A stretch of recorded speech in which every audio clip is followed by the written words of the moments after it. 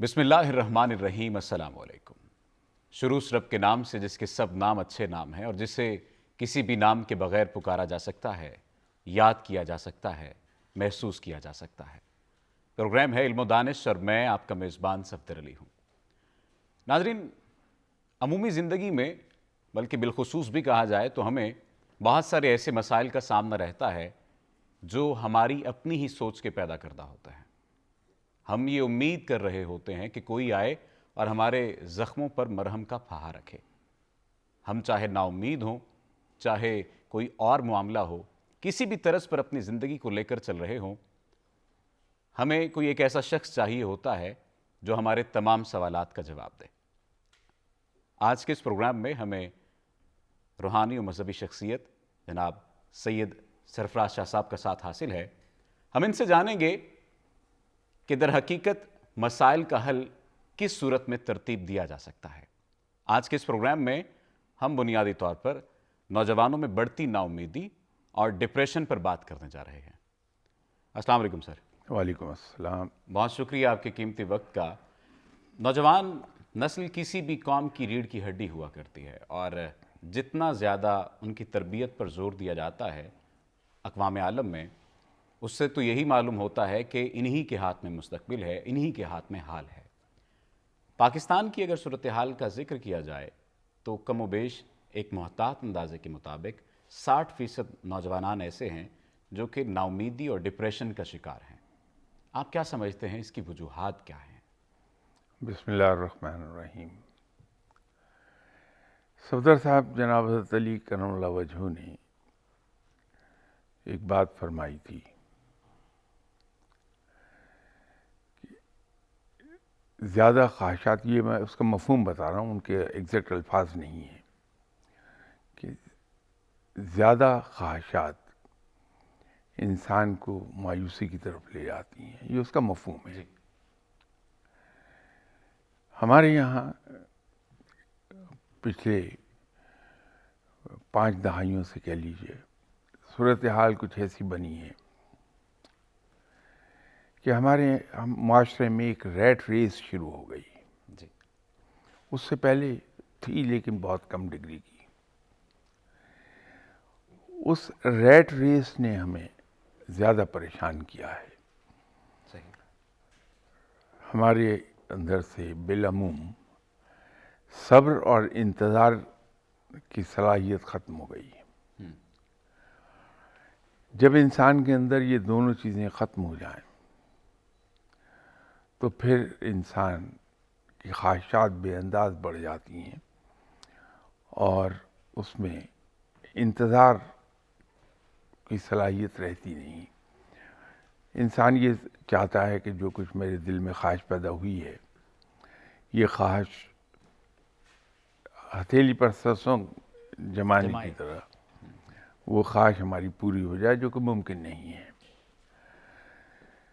ہمارے یہاں ایک رویہ یہ بھی ہے کہ ہم لوگوں کو اس وقت دیکھتے ہیں یا ہماری نظروں میں اس وقت آتے ہیں جب وہ ایک کامیاب انسان بن چکے ہوتے ہیں۔ بالکل۔ میں انسان کا آج دیکھوں گا، اس پر میری نظر کبھی نہیں جائے گی کہ یہاں تک پہنچنے کے لیے اسے کتنی شدید محنت کرنا پڑی ہے بالکل۔ اور کتنا وقت لگ گیا ہے۔ میری نظروں سے وہ ٹائم اس کا پورا اوجل رہے گا۔ میں یہ چاہوں گا کہ میں ایک ہی جست میں اس مقام تک جا پہنچوں جو کہ ان نیچرل ہے۔ جی، فطرت میں کہیں بھی انقلابی تبدیلی کا دخل نہیں ہے۔ وہاں سب کچھ ریولوشنری ہے، ایوولوشنری ہے، ریولوشنری کچھ نہیں ہے۔ ایوولوشن کے ذریعے سے ہی ہر چیز جنم لیتی ہے۔ انسان کا ایک قطرے سے انسان کی شکل لینا، اس میں ایک لمبا وقت لگ جاتا ہے۔ انسان کا جسٹیشن پیریڈ 9 months ہے۔ پہاڑ جنم لیتے ہیں कई 100 सदियां लग जाती हैं एक पहाड़ के जन्म लेने में। बिल्कुल ऐसा है। मौसम बदलते हैं। ऐसा कभी नहीं हुआ कि 15 अक्टूबर तक तो शदीद गर्मी पड़ रही हो और 16 अक्टूबर की सुबह से कड़ाके की सर्दी पड़ जाए। ऐसा नहीं है, दर्जा बदल मौसम जाता तब्दील होते हैं, है। जी। बहुत ग्रेजुअल चेंज आती है। दिन और रात आती है तो बहुत आहिस्ता आहिस्ता अंधेरा फैलता है। सुबह तुलू होती है तो बहुत आहिस्ता आहिस्ता उजाला आता है। तो कुदरत के हर काम में एक एवोल्यूशन पाया जाता है। उसमें रेवोल्यूशन कहीं नहीं मिलेगा आपको। बिल्कुल। हम रेवोल्यूशनरी चेंजेस चाहते हैं अपनी ज़िंदगी के अंदर कि आज मेरे दिल में एक ख्वाहिश पैदा हुई कि मैं मल्टी बिलियनियर हो जाऊं, तो अगले दिन सुबह तक मुझे मल्टी बिलियनियर हो जाना चाहिए। जब ख्वाहिशात का ये आलम हो जाए तो चूंकि वो गैर फितरी ख्वाहिशात हैं, वो पूरी नहीं होती हैं, तो उससे फिर इंसान में मायूसी आती है। इसके लिए ज़रूरी ये है कि नौजवानों को जो हम तालीम देते हैं, जी। उस तालीम का अंदाज तब्दील कर लिया जाए। सही। हमारे यहाँ तालीम बहुत ज़्यादा फोकस्ड है बिल्कुल। इम्तहान पर कि ये बच्चा इम्तहान अच्छे नंबरों बड़े से पास अच्छे करें। नंबरों में पास कर जाए हाँ। ताकि इसको अच्छी जॉब मिल जाए। बिल्कुल ऐसा है। ये मेन फोकस है और हमारा। जॉब देने वाले भी अच्छे नंबरों को देख रहे होते हैं। बिल्कुल सही बात है। जब तक कि हम तालीम के साथ तरबियत को नहीं जोड़ेंगे, और तरबियत भी उस अंदाज की जो ऑब्जेक्टिव हो, जी। सब्जेक्टिव ना हो, बिल्कुल। उस वक्त तक ये सिलसिला रहेगा। हमें अपने निज़ाम तालीम को और निसाब तालीम को, ज़्यादा जोर निसाब पर है, बिल्कुल। उसको तब्दील करना है सही। कि हम स्कूल में, कॉलेज में, यूनिवर्सिटी में अच्छे शहरी और कामयाब लोग पैदा करें। बिल्कुल ऐसा है। अच्छे मुलाजिम पैदा ना करें, बल्कि वो भी नहीं हम तो कर पा रहे कि अच्छे मुलाजिम पैदा कर लें। जी। ये उस वक्त तक मामला ठीक नहीं होगा। एक माहिर तालीम है कराची के, हाल ही में उन्होंने ये तहरीर लिखी, आबी मखनवी साहब ने, जिस तरह आपने निशानदही की है। उन्होंने कहा कि हम साइंस पर जोर दे रहे हैं लेकिन आर्ट्स पर जोर नहीं दे रहे। आर्ट्स अमूमी तौर पर मुआशरती ज़िंदगी गुजारने के ही उलूम का नाम है, चाहे उसमें सिविक्स शामिल है, शहरियत शामिल है, या दीगर सोशियोलॉजी शामिल है, या दीगर उलूम शामिल हैं। हमारा उन पर फोकस नहीं है और उन पर जोर नहीं है। जितनी तरक्की याफ्ता अक़वाम हैं अक़वाम आलम में, वो तमाम तर अपनी आर्ट्स की जो स्टडीज़ हैं उन पर जोर देते हैं। आप क्या समझते हैं कि अगर हम इन स्टडीज़ को, जिस तरह से शहरियत के बारे में आपने कहा कि हमें मालूम होना चाहिए, बुनियादी अखलाकी चीज़ें मालूम होनी चाहिए, इनको किस दर्जे से शुरू करना चाहिए और किस दर्जे तक लेकर जाना चाहिए कि ये एक बिगाड़ की सी जो सूरत हाल पैदा हुई है वो बेहतरी की जानिब आ जाए और वो तामीरी तरफ हम जो है सफ़र करने लग जाएं? बिल्डिंग खा कोई आर्किटेक्ट डिज़ाइन करे, खा कोई स्ट्रक्चरल इंजीनियर उसका स्ट्रक्चर डिज़ाइन करे, और कोई भी मेसन हो जो उसको बनाए, जी। वो एक बुनियादी चीज़ ही से स्टार्ट होगी, वो है उस बिल्डिंग की बुनियादें। ऐसा कभी नहीं होगा कि पहले चौथी पांचवी मंजिल डिज़ाइन हो जाए फिर उसकी फाउंडेशंस डिज़ाइन की जाए।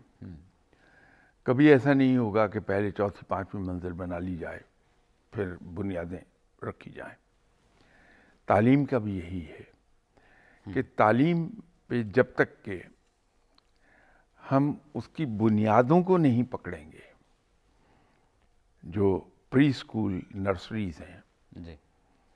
और प्री स्कूल क्लासेस हैं, इसी तरह फिर प्राइमरी है, मेजर एम्फेसिस जब तक के हम इन क्लासेस पे नहीं देंगे, सही। हम कभी भी अपने तालीमी निज़ाम को ठीक नहीं कर पाएंगे। सही। आप نے بالکل صحیح کہا، تعلیم ہم سائنس کی دیتے ہیں، لیکن ہم چیزیں لے آتے ہیں، اس کی ٹیکنیکس نہیں لاتے، بالکل. ٹیکنالوجی نہیں لاتے. تو سائنس پڑھاتے ہیں، ٹیکنالوجی نہیں پڑھا پاتے. پڑھاتے ایسا ہے. اور یہی وجہ ہے کہ ہمیں آج بھی ساری چیزیں امپورٹ کرنا پڑتی ہیں، کیونکہ ٹیکنالوجی ہم کبھی نہیں لائے. جی ہمارے انڈسٹریز آتی ہیں، بالکل. ٹیکنالوجیز ہم نہیں لاتے کبھی. وہ آج بھی ہم امپورٹ ہی کے محتاج ہیں. تو ہمیں یہ ڈائریکشن درست کرنی ہے کہ جو تعلیم ہے ہماری وہ سائنس کی ضرور دیں ہم، بہت ضروری ہے، جی دینی چاہیے، لیکن اس سائنس کی تعلیم کے ساتھ ساتھ ٹیکنالوجی کی تعلیم اس سے زیادہ اہم ہے، بالکل. تاکہ ہم خود کفالت کی طرف جانا شروع کر دیں. صحیح. اسی بات کو آگے لے کر چلیں گے، لیکن یہاں پر وقت ایک بریک کا. بریک کے بعد دوبارہ حاضر ہوں گے ایک نئے سوال کے ساتھ. ہمارے ساتھ رہیے گا.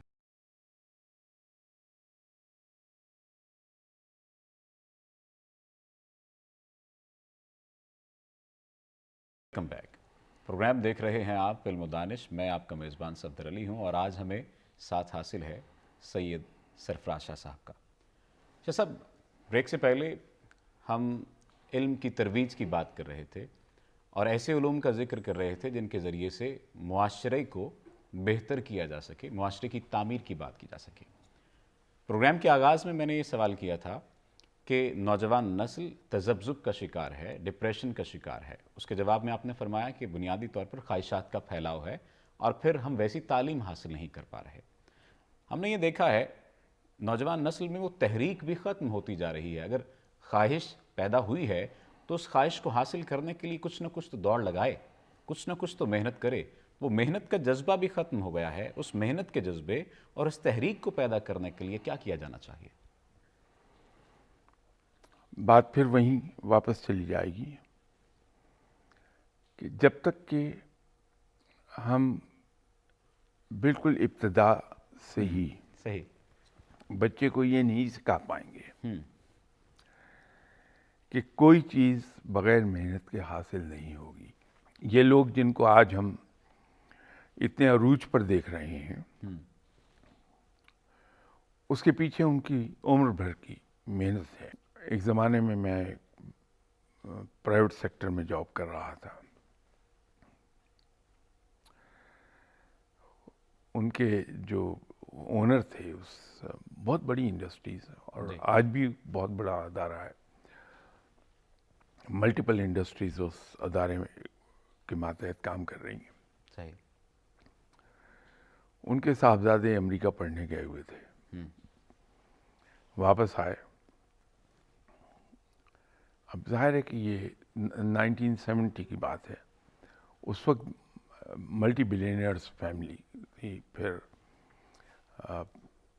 ان میں ایک صاحب تھے، ان کو سر کا خطاب بھی ملا ہوا تھا اور انہیں اعزاز حاصل تھا کہ بامبے شہر میں ٹیلی کمیونیکیشن نظام انہوں نے کیا تھا. تو اتنی بڑی فیملی ہونے کے باوجود ان کے جب صاحبزادے پڑھ کے آئے تو انہوں نے اپنے اکاؤنٹس کے آدمی کو بلایا اور اسے کہا کہ یہ میرا بیٹا ہے، لیکن اس کو اکاؤنٹس میں لے جائیے، ان کی ٹریننگ کیجیے، اور ٹریننگ کے دوران یہ میرا بیٹا نہیں ہے، یہ صرف ایک انٹرنی ہے. صحیح. ان صاحب نے ہی میڈ شور کہ اپنے بیٹے کو ان کے ایز انٹرنی ہی ٹریٹ کیا جائے ادارے میں. تو وہاں ان کی ٹریننگ کرائی، اور اس کے بعد ایک بڑی کیمیکل انڈسٹری ان کے بیٹے کے حوالے کر دی کہ آپ اسے چلائیے. تو انہوں نے چلائی، بڑی سکسیسفلی چلائی.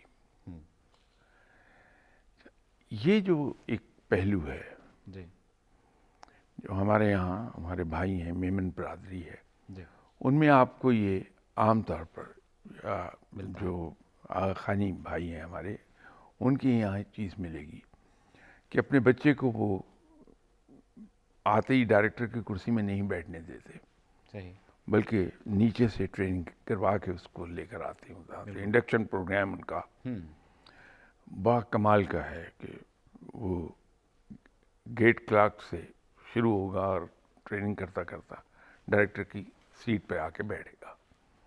صحیح. نتیجہ یہ ہے کہ اس کی فاؤنڈیشنز بڑی مضبوط ہوئی ہوتی ہیں.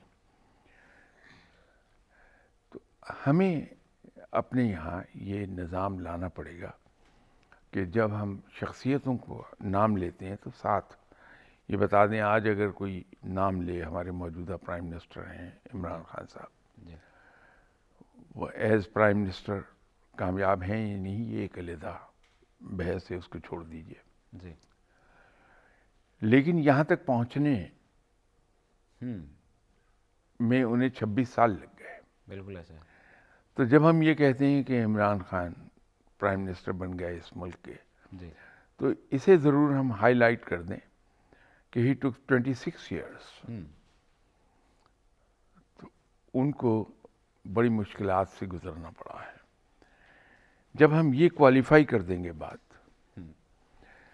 تو سننے والے کے ذہن میں پرائم منسٹر بننے کا تو خیال آئے گا، لیکن ساتھ یہ ہوگا کہ اس کے لیے مجھے 26 ایک سال. لمبی جدوجہد چاہیے ہوگی. ہاں. تو ایک سیکرٹری کو دیکھتے ہیں ہم لوگ جی. کہ فیڈرل سیکرٹری ہے، تو ہمیں ضرور یہ بچے کو بتا دینا چاہیے کہ جن سیکرٹری صاحب کو آپ دیکھ رہے ہیں فل آف اتھارٹی، ٹھاٹ باٹ، ہاں جی. یہ ایک دن کا قصہ نہیں ہے، یہ 32 سال کی محنت ہے. محنت ہے. ایسا ہے. اور اس سے پہلے جو سی ایس ایس کے ایگزام ہے اس کے لیے جو محنت ہے وہ اس کے علاوہ ہے. تو جب ہم یہ کوالیفائی کرتے چلے جائیں گے بات کو، تو اس سے پھر دیکھنے والے بچے کی نظر میں یہ ہوگا کہ مجھے وہاں پہنچنا ہے. اس کی وہ خواہش ضرور پیدا ہوگی کہ مجھے اس لیول پر آنا ہے، لیکن اس کے لیے مجھے ایک لمبے عرصے کی جدوجہد میں سے گزرنا ہے. صحیح. یہ ہم نہیں کر پاتے. صحیح. پروگرام اپنے اختتامی حصے کی جانب گامزن ہے. چاہے والدین ہوں چاہے اساتذہ ہوں، ہم خصوصی طور پر والدین کی بات کر لیتے ہیں. پیرنٹنگ میں ہمیں صرف اور صرف جیتنا سکھایا جاتا ہے. آپ بھی جانتے ہیں، میں بھی جانتا ہوں. تو کیا پھر ہمیں پیرنٹنگ بھی سیکھنے کی ضرورت ہے؟ اور یہ کیسے سیکھیں گے؟ یہ تو ایک مکمل زندگی کا سائیکل ہے. صحیح. جو آج کا بچہ کل کا پیرنٹ ہوگا. جی. تو جب تک کہ ہم آج کے بچے پر توجہ نہیں دیں گے، کل کا اچھا پیرنٹ پیدا نہیں ہوگا. ہاں جی. ہمیں شروع سے ہی سکھانا چاہیے کہ آپ ناکامی کو ایکسیپٹ کیجئے ود اے اسمائلنگ فیس، اور کریڈٹ جس کا ہے اس کو دے دیجئے. میں گورنمنٹ کے لیے کام کر رہا تھا جب، اس زمانے میں ہمارے ایک ٹیچر تھے، باس تھے. الحمدللہ وہ آج بھی سلامت ہیں اور اللہ تعالیٰ انہیں لمبی عمر عطا فرمائے. آمین. میرا ان کے بارے میں جو میری رائے ہے، وہ باس سے زیادہ استاد تھے. یہ بہت بڑا حسین اتفاق ہوتا ہے اگر آپ کو باس سے زیادہ استاد مل جائے. مجھے دوبارہ ایسا باس ملا نہیں. وہ آج کل ان کی ایج خاصی ہے، اراؤنڈ 97، لیٹ 90s میں ہے، لیکن اب بھی وہ گرمیوں میں کینیڈین یونیورسٹیز میں لیکچر وغیرہ دیتے ہیں. ایک میٹنگ میں ہمارے ایک ساتھی تھے، انہوں نے بجائے کریڈٹ اپنے سبارڈینیٹ کو دینے کے خود لینے کی کوشش کی. تو ان کا نام ہے ایس ایم نقی. جی. تو نقی صاحب نے ان کو براہ راست کچھ نہیں کہا. تھوڑی دیر ادھر کی باتیں کرنے کے بعد میٹنگ کے اندر ایک قصہ سنایا، اور وہ قصہ سن کے I learned a lesson of my life. فرمانے لگے کہ ایک سیکنڈ ورلڈ وار میں محاذ بہت گرم تھا، تو وہاں جو لوکل کمانڈر تھے انہوں نے اپنے کمانڈر کو وائرلیس میسج کیا کہ میرے اوپر دشمن کا دباؤ بہت بڑھ گیا ہے. جی. مجھے پسپا ہونے کی اجازت دی جائے کہ یہ پریشر انبیریبل ہے. تو ان کے کمانڈر نے انہیں کہا کہ آپ نے اتنی دیر برداشت کیا پریشر، صرف آدھ پون گھنٹہ اور برداشت کر لیجئے، میں آپ کو کمک بھیج رہا ہوں۔ فوری طور پہ ایک بٹالین کمانڈر کو بلا کے انہوں نے حکم دیا کہ فلاں محاذ پر پریشر بہت بڑھ گیا ہے، تو آپ امیڈیٹلی جائیے اور جا کے ان کو ری انفورس کر دیں اور فوری طور پہ نکل جائیے۔ تو یہ کمانڈر صاحب اپنی بٹالین لے کے محاذ کی طرف روانہ ہو گئے۔ جب ہاف وے پہنچے تو انہوں نے دیکھا کہ محاذ کی طرف سے ایک صاحب، جو ان کو فوج میں ڈی آر کہا جاتا ہے، ڈسپیچ رائڈر، جی جی، وہ موٹر سائیکل پہ آ رہے ہیں۔ تو دستور کے مطابق انہوں نے روکا کہ محاذ کی کیا خبر ہے؟ جی، تو انہوں نے کہا جی میں فلاں یونٹ سے آ رہا ہوں، الحمدللہ دشمن پسپا ہو گیا۔ صحیح۔ تو اب میں چونکہ وائرلیس وغیرہ اور ٹیلی فون لائنز تو میں سب پیغام تباہ ہو دینے آ گئی رہا ہیں، تھا۔ تو میں جا رہا تھا ہیڈ کوارٹر کو اطلاع دینے۔ تو انہوں نے کہا نہیں تم واپس جاؤ، میں دے دوں گا اطلاع۔ تو وہیں سے انہوں نے ٹرن اراؤنڈ کیا اور واپس آ گئے۔ جب یہ کمانڈر کے آفس میں گئے تو آگ بگولا ہو گیا انہیں دیکھ کے کہ میں نے آپ سے کہا تھا کہ فوراً روانہ ہو جائیے، آپ ابھی تک یہیں ہیں۔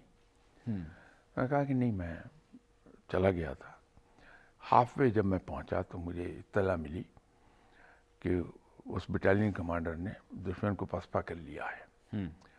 میں لوٹ آیا، کیونکہ اگر میں محاذ پر جا کر آپ کو اطلاع دیتا تو اس کا کریڈٹ مجھے ملتا کہ میرے جانے سے فتح ہو گئی۔ ارے بہت اچھا۔ تو مجھے یہ گوارا نہیں کہ کسی کا کریڈٹ میں لے لوں۔ بہت بڑا سبق تھا۔ صحیح۔ بات یہ ہے کہ یہ چھوٹی چھوٹی چیزیں زندگی میں، اب ان جن صاحب کو میں ذکر کر رہا ہوں، ایسے نقی صاحب، جی، یہ ہمارے یہاں غالباً ہمارے ڈپارٹمنٹ میں کوئی 2.5 سال رہے تھے، بالکل۔ اور انہوں نے اس قدر گرومنگ کر دی تھی ینگ آفیسرس کی، تو اتفاق سے میں بھی اس وقت ینگ آفیسر ہی تھا، وہ ساری عمر مشعل راہ بنی رہی ہے چیز ہمارے لیے۔ تو آج ان کو وہاں سے ہمارے ڈپارٹمنٹ سے ٹرانسفر ہو کے ریٹائر ہوئے بھی مور دین 45 ایئرس گزر گئے۔ تو میری کتاب ایک میں نے ڈیڈیکیٹ کی اپنے انہی باس کو۔ صحیح۔ تو آج بھی میرے دل میں ان کا احترام اور یہ اس وجہ سے تھا کہ باس کی بجائے انہوں نے استاد بن کر آپ کو سکھایا، بہت گرومنگ کی تھی۔ بات کروں کی۔ پروگرام اپنے اختتام کی جانب بڑھتا ہے۔ آئندہ آنے والے پروگرام میں جس طرح سے شاہ صاحب نے ہماری رہنمائی کی کہ ہم ایک المیے سے نکل کر دوسرے المیے کا شکار ہوتے ہیں، لیکن پھر بھی ہمیں حل کی جانب آنا ہے۔ انشاءاللہ ایک نئے ٹاپک کے ساتھ اگلے پروگرام میں حاضر ہوں گے۔ اپنے میزبان کو دیجیے اجازت۔ اللہ نے کے پاس۔